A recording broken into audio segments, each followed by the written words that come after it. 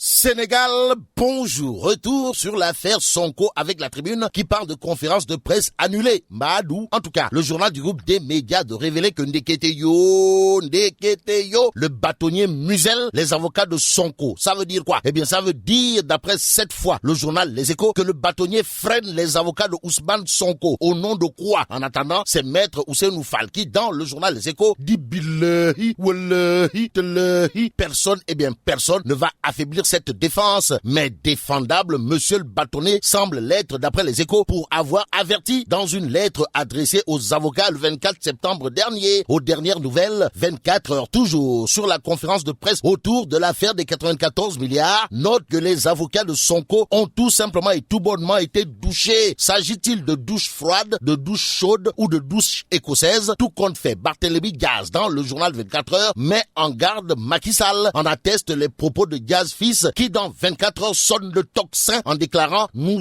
allons brûler ce pays si une loi visant Sonko passe à l'Assemblée ». L'Assemblée nationale qui rendra public les résultats de la commission d'enquête parlementaire sur l'affaire des 94 milliards détournés. Et c'est sans détour ni contour que Dakar Times révèle qu'en réalité des réalités, la véritable victime c'est Mamoud Diallo.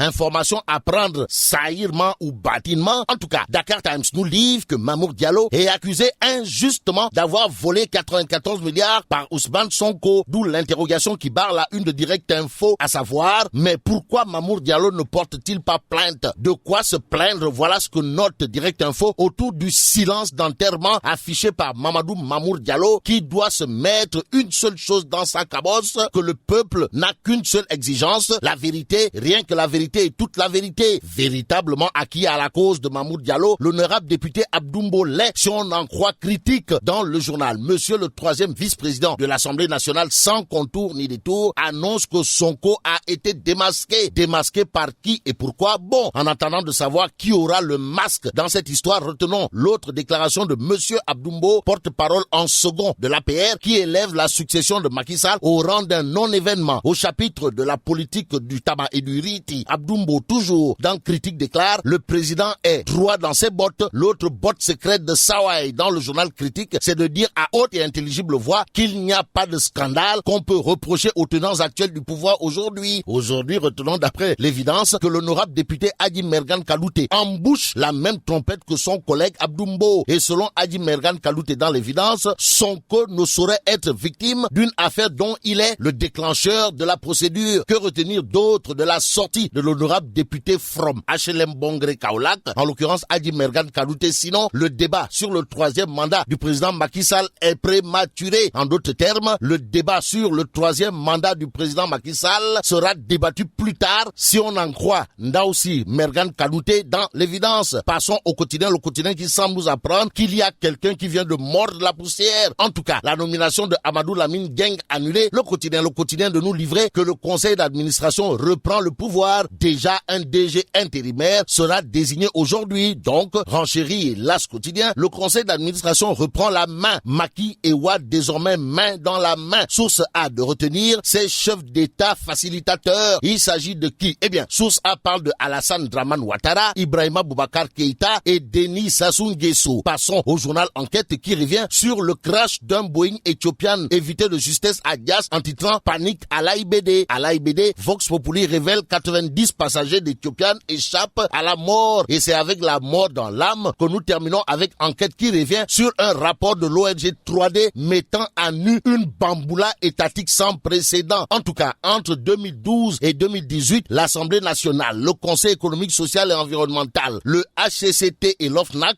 ont coûté aux contribuables sénégalais près de 180 milliards. Et là, mais là, tu dongue de. Woy, fou ñu jëmati. Bon, vive le Sénégal. Bon.